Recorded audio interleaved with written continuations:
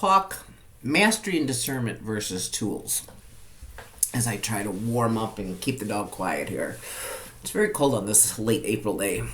Anyways, we are living in a moment where almost any answer is just one prompt away. AI tools, they can summarize, predict, draft, optimize, analyze faster than we ever could imagine.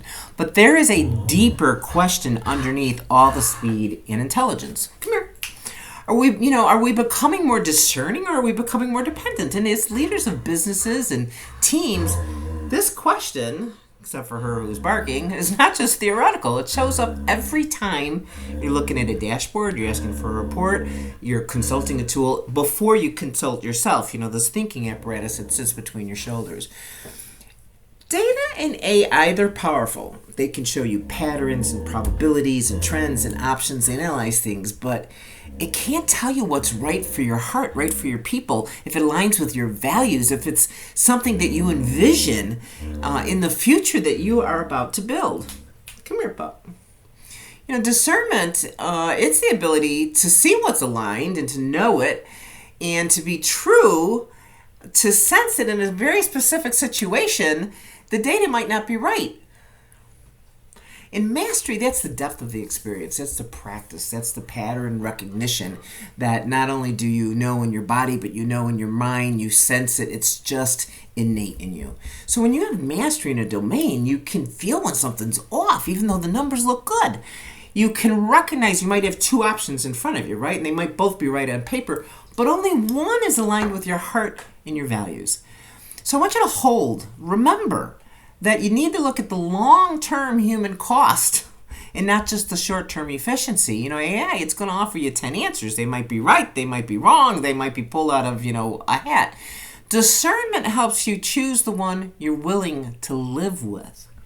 And there is the question I have for all of us to ponder today. Are we teaching our kids, this next generation, to think and discern, or just how to prompt?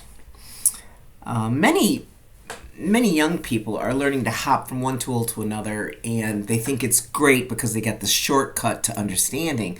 But do they really know how to ask things like, does this make sense to me? Does this align what I truly believe and value? What does my experience, my gut, my inner knowing, my innate wisdom say? If we don't teach that, we are risk at raising brilliant tool users, but they lack an internal compass. This isn't, by the way, anti-AI or anti-data. Trust me, I use a lot of AI. It's a call, though, to put them in their right place as advisors, not authorities, as inputs and not replacements for our inner wisdom.